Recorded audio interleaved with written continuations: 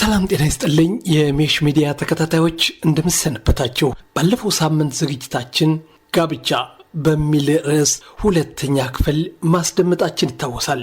በዛሬው ዝግጅታችን ደግሞ ክፍል 3ና የመጨረሻውን ታሪክ ይዘን ተመልሰናል። ዝግጅቱ ሌሎችም እንዲደርስ ላይክ፣ ሼር፣ ሰብስክራይብ ያድርጉ። ሐሳብ አስተያየቶንም ይለግሱ።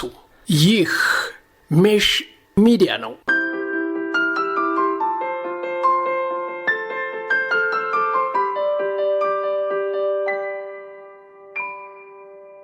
ከጌታቸውና ከታዳጊዋ ሰብለ በስተቀር የሚሰሟት እያለቀሱ ነው። ጌታቸው የቀድሞ የባለቤትሽንና ልጅሽን አድራሻ ትሰጪኝና እኔ አግኝቻቸው ለማነጋገር ሞክራለሁ፣ እስከዚያው ድረስ ግን እዚሁ ትቆይ ሲል አልማዝን ጠየቃት። አልማዝም ፈጠን አለችና አድራሻቸውን እሰጣለሁ፣ እኔ ከቤቴ ከወጣው 3 ዓመት ተኩል ሆኖኛል። የምታረግልኝ ልጄ በምን ሁኔታ ላይ እንደምትገኝ ብቻ አይተና፣ ከዚህ ውጪ ስለ እኔ መኖር ማወቅ የለባቸውም አደራ አለችና እግሩ ስር ተደፋች። ጌታቸውም አልማዝን ከወደቀችበት እያነሳ ምንድነው እንዲህ ያለ ነገር? ምን አይነት እንቆቅልሽ ነው አለና እኔም ብለው አለፊቱን ወደ አልማዝ እያዞረ ለጊዜው እዚህ ብትቆይ ምን ይመስልሻል አላት። አልማዝም ደስ ይለኛል አለች እየተቅለሰለሰች። ጌታቸው የመጣበትን ጉዳይ አንስቶ ከእናቱ ከማወይ ጋር ሲጨዋወት ቆየና አልማዝንም ቤተሰቡንም ተሰናብቶ ወደ ቤቱ ገሰገሰ። ማታ ቤተሰብ ተሰባስበው ሲጨዋወቱ የአልማዝ ታሪክ ሁሉንም ቀለባቸውን ስቧል። ምክንያቱ ደግሞ የምታወራው እሷ እንደ ተበዳይ ባለቤቷን እንደ በዳይ አድርጋ ሳይሆን የችግሩ ሁሉ ባለቤት እሷ ራሷ እንደሆነች አድርጋ ስለሆነ የምትገልጸው። በዚህ የተነሳ ሁሉም በትኩረት ነበር የሚሰሟት። በዚህ ታሪኳ ያየችው እንግልት፣ ስቃይ በእጅጉ አሳዘናቸው። ፈጣሪም ይቅር እንዲላት ለመኑላት። አልማዝ የዚህ ቤተሰብ አባል ሆና መኖር ጀመረች። የአካባቢው ህብረተሰብም እማዌ ባደረጉት ነገር በእጅጉ ተደንቀው ድፍረታቸውን እያነሱ ያወድሷቸው ጀመር። አልማዝ በምን ምክንያት ጎዳና እንደወጣች ያ የቤተሰብ አባል ለማንም እንዳይናገር በተሰጠው ትዕዛዝ መሰረት ሚስጥር አልወጣም። እናም አልማዝ አእምሯ ተረጋግቶ ትኖር ጀመር። አልማዝ በቤተሰቡ ዘንድ በበለጠ ያስወደዳት መልካም ባህሪዋ ብቻም ሳይሆን ስራ ወዳድነቷ፣ ሙያዋ ይህ ቀርሽ የማትባል ሆና ስላገኟት ሁሉም ወደዷት።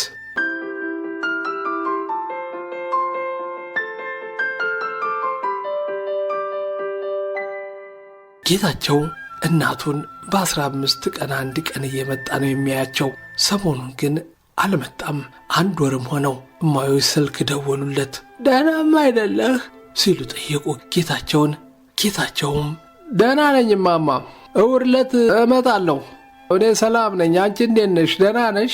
ችግር የለም፣ ትንሽ ሥራ በዝቶብኝ ነው፣ እሑድ ብቅ እላለሁ አለና ስልኩን ዘጋው። ጌታቸው እንዳለው በዕለተ ሰንበት ወደ 4 ሰዓት አካባቢ ሲመጣ እማሆይ ከቤተ ክርስቲያን መጥተው ትንሽ አረፍ እንዳሉ ጌታቸው መጣም። እንዴት አደራችሁ? ሰላም ናችሁ? አልማዝ እንዴት ነሽ? ደህና ነሽ? በረታሽ? ሰላም ነው አለና ማማንም ጉልበታቸውን ስሞ ትከሻቸውን ስሞ አልማዝንም ጨብጦ ቤተሰቡንም በየተራ ከጨበጠ ሕፃናቱንም ከሳመ በኋላ ተቀመጠ። ከዛም ቁርስ ተበልቶ ቡና ጠጥቶ ጨዋታው ሞቅ ሞቅ ሲል ጌታቸው ለአልማዝ ቀሚስ፣ ነጠላ፣ ሹራብ፣ ጫማው አይነት በአይነት ይዞ መጣ። በዚህም ቤተሰቡ በጣም ተደሰተ። አልማዝም ለሷ ይሄ በመደረጉ ተደሰተች። ስቅስቅ ብላም አለቀሰች። አልማዝ መኖሪያሽ ድረስ ሄጄ ማንነትሽን በሚገባ ሰምቻለሁ። አንድም ውሸት አልተናገርሽም። ባለቤትሽንም ልጅሽንም አግኝቻችኋለሁ። ጓደኞችሽንም ጭምር አግኝቼ አዋርቻችኋለሁ። ሁሉም እውነት ነው። ሆኖም ባለፈው ስህተት መጸጸት የትክክለኛ ሰው ተግባር ቢሆንም ራስሽን እስከ መሳት የሚያደርስ ጸጸት ግን ትክክል አይደለም። ሌላው ያረጋገጥኩት ይዞሽ የኮበለለው ገበያው ምን እንዳረገሽ እንዴት እንዳደረገሽም ደርሼበታለሁ። ለሁሉም አንቺ ከዚህ በኋላ ተማሪ ሳትሆኚ አስተማሪ ነሽና ባለፈው ሕይወትሽ ተጸጽተሽ ቀሪ የሕይወት ዘመንሽን በመልካም ተግባር ላይ ማሳለፍ ይኖርብሻል። ለማንኛውም በጣም ስለደከመኝ ወደ ቤቴ ሄጄ ልረፍ። ነገ ጠዋት እመጣለሁ። ቁርስ እዚህ ነኝ፣ ተዘጋጅታችሁ ጠብቁኝ በማለት ተሰናብቷቸው ወጣ።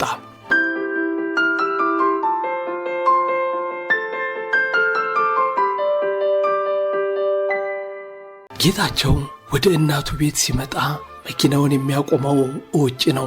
ዛሬ ግን ዋናውን በር አስከፍቶ ተሽከርካሪውን ግቢ ውስጥ አስገብቶ አቆመ።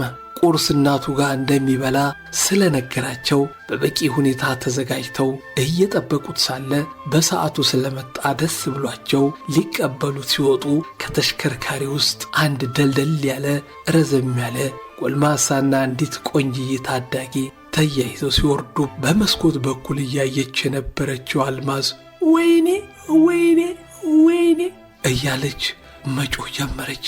ብዙም ሳትቆይ ተዝለፍልፋ ወለሉ ላይ ወደቀች። ተሯሩጠው ቀዝቃዛ ውሃ አፍስሰውባት ጥቂት ከቆየች በኋላ ነቃች። እዚህን ሰዓት የቀድሞ ባለቤቷ ቃለአብና ልጇ የትም ወርቅ አጠገቧ ቆሟል። በጣም ደነገጠች። ግራ ገባትም። የምትናገረው ጠፋት። ተቁነጠነጠች። ዙሪያዋን ስትቃኝ በሰዎች ተከባለች። ምንም አላለችም።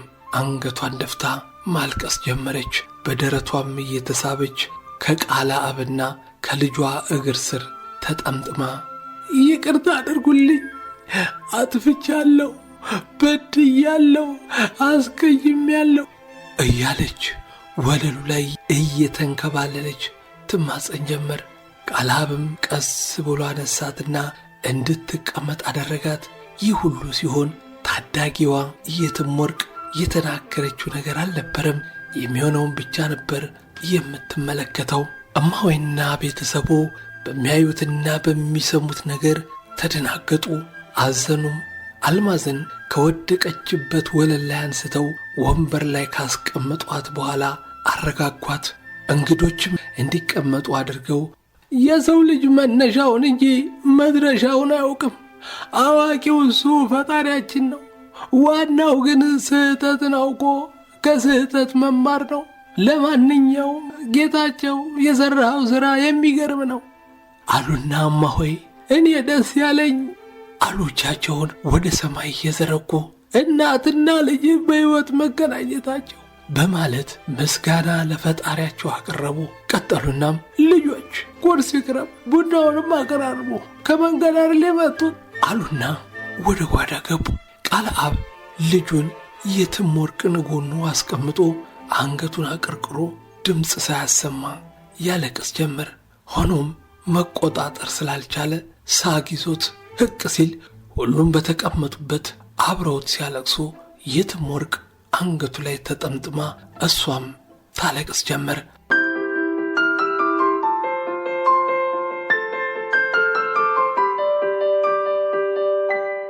እማሆይ ከጓዳ ሲመጡ ሁሉም እያለቀሰ ነው። ደነገጡ።